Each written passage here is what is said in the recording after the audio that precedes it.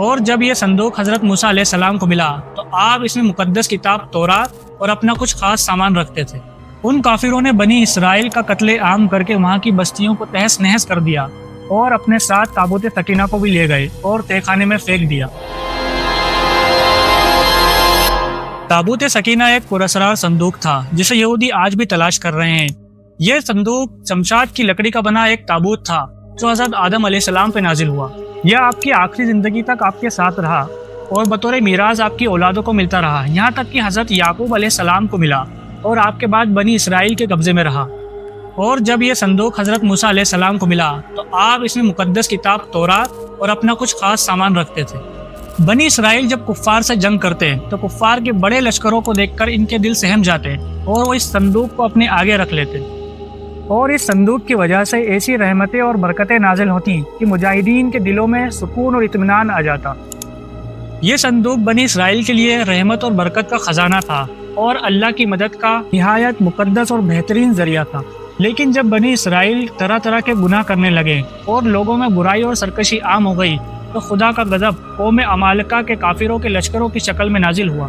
ان کافروں نے بنی اسرائیل کا قتل عام کر کے وہاں کی بستیوں کو تہس نہس کر دیا اور اپنے ساتھ تابوت سکینہ کو بھی لے گئے اور تہہ خانے میں پھینک دیا۔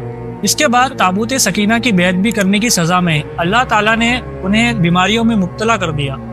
پھر انہیں سمجھ آیا کہ اس مقدس صندوق کی بیعت بھی کرنے کی وجہ سے ان پر یہ وبا آئی ہے۔ پھر ان لوگوں نے اس صندوق کو بنی اسرائیل کی طرف بھیج دیا۔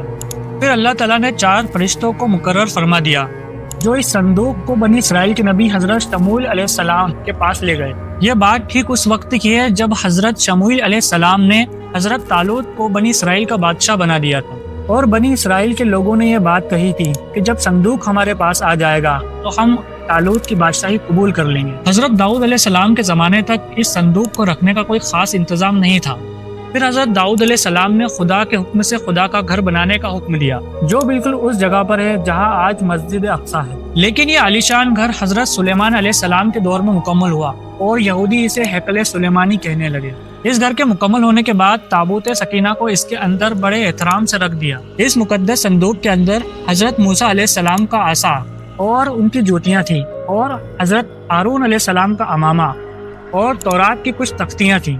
بعد کے زمانے میں ہونے والی لڑائیوں سے اس ہیکل کو بہت نقصان پہنچا، لیکن بادشاہ بخت نصر نے اس ہیکل کو بالکل ختم کر دیا، اور وہاں سے یہ بنی اسرائیل کی دولت کے ساتھ ساتھ تابوت سکینہ بھی لے گیا، اور ان تمام تباہیوں کے نتیجے میں تابوت سکینہ کہیں غائب ہو گیا۔ آج بھی یہودی اور عیسائی اس کی ریسرچ کر رہے ہیں اور اس کی تلاش میں لگے ہوئے ہیں۔ آج تابوت سکینہ کہاں ہے کوئی نہیں جانتا۔ The Israeli government has held its weekly cabinet meeting in tunnels excavated under the Al-Aqsa Mosque compound in occupied East Jerusalem. And there's no reason why the miracle of the re-establishment of the temple on the Temple Mount is not possible. I don't know how it would happen. You don't know how it would happen, but I know that it could happen.